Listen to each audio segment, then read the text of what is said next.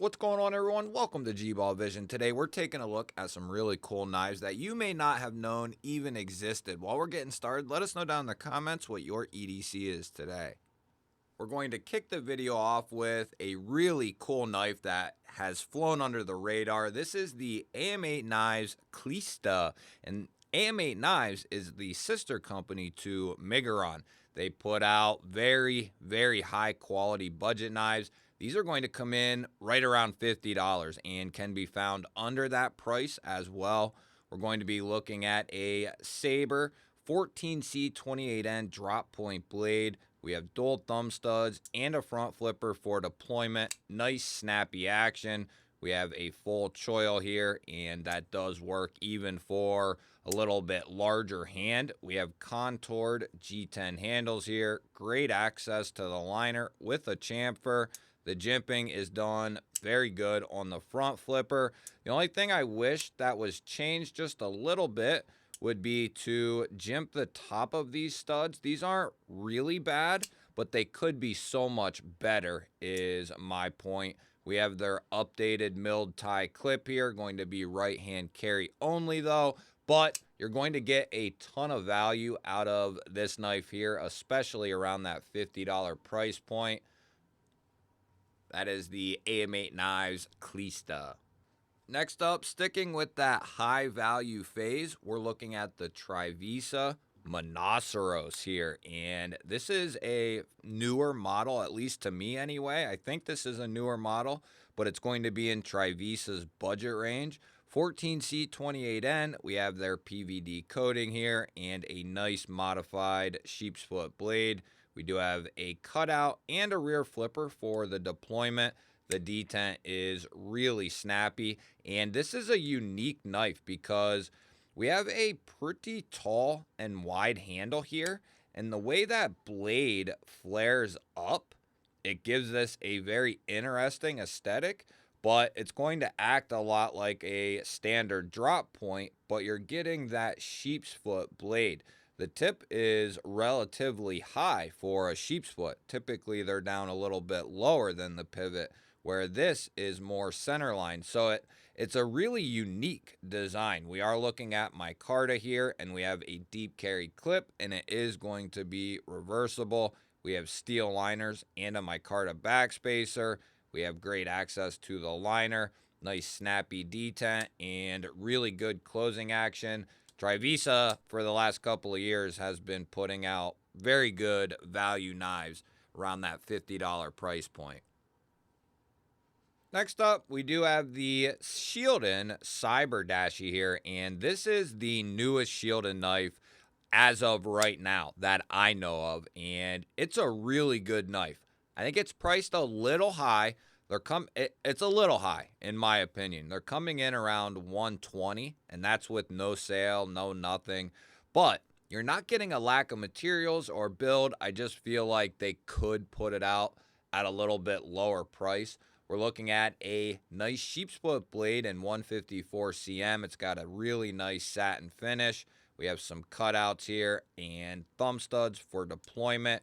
Really nice, snappy action. The closing action is really, really good as well. This knife is a great size, great blade shape for utility work, EDC. I'm a huge fan of these types of knives. We have a nice 50-50 area here to choke up behind the blade. We have a mixture of G10 and twill carbon fiber here for the handle material.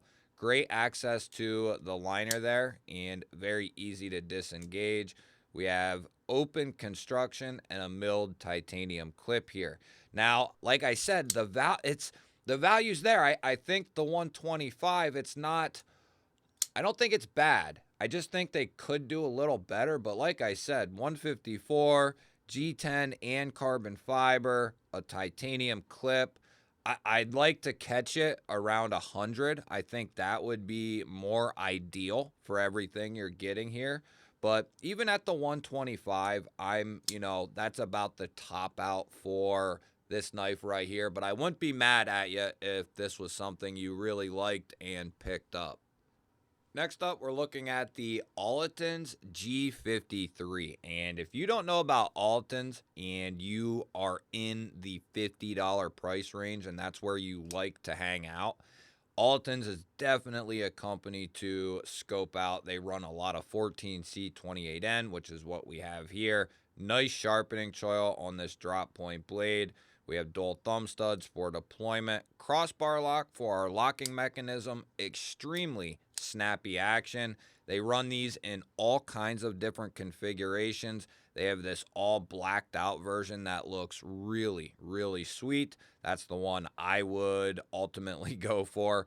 We do have ivory G10 here, slightly contoured. We have internal milling on the titanium liners there.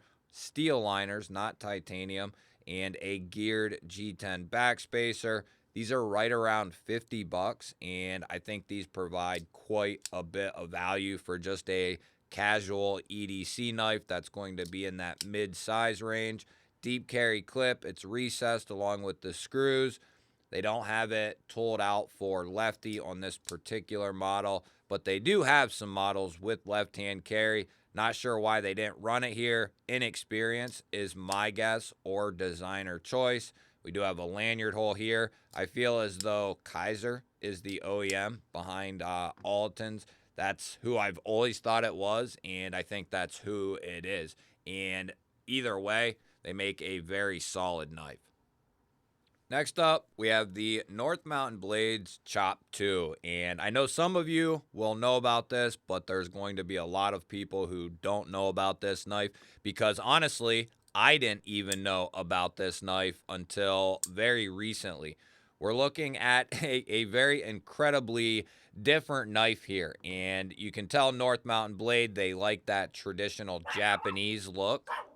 Before I was so rudely interrupted, we are looking at a traditional Japanese aesthetic. It's going to be coming in SLD Magic Steel, which is a high tool steel, so it's going to be a very tough steel. We are looking at a flipper for deployment and a button lock for our locking mechanism. Now, there is a caveat that they have a ton of different chops. They got these button lock chops, they got kick stop chops, all kinds of different chops. They have different kinds of handles from G10 to brass to titanium to Damascus, all kinds of different price points from like $80 all the way up to hundreds and hundreds of dollars, just depending on the knife and handle material that you have to or that you are looking at. Nice regular lower mounted clip there. It works great in and out of the pocket. This is the Frag Bronze handle version, and I don't believe this one's available right now currently. I know a lot of people asked about this one when I showed it in a separate video, and I just don't think this one's available right this second, but they will be, and they do have other variations in stock. I would say for the normal user, unless you're a brass copper fanatic, this is going to be a little bit too heavy for just a casual EDC knife, but to add to a collection or something of that nature, definitely a good candidate. Next up, we're taking a look at the newer CJRB Cane, and this is in collaboration with Monterey Bay Knives, and this isn't my usual style of knife that, I get real excited about. I get excited about it, no question, a new knife. But there's something about this one. And I think it's described perfectly for the intention of this design. It's supposed to appeal to everyone, non-knife people, knife people, and I think it really nails that aesthetic. It really does. The blade shape, we're looking at RPM 9, drop point blade, stonewash finish. Really nice thumb studs here. Great access to them. You have good access to the liner with a chamfer. And Sanford really has a good eye for putting out something that anyone would look at and say, yeah, that's something I could easily carry. We have a nice minimal deep carry clip. It's reversible. Nailed everything. And these are well under 50 bucks depending on the variant that you get. This is the one for sure for me at least. But just a very casual EDC knife. Would make a really nice steak knife, of course. And you do have a good sharpening choil there. That is the CJRB cane, and that is a new offering from them. Really snappy on the action department, and even that lighter blade likes to go home. So CJRB cane, new offering with Sanford at Monterey Bay. Big fan of the collaboration and the knife.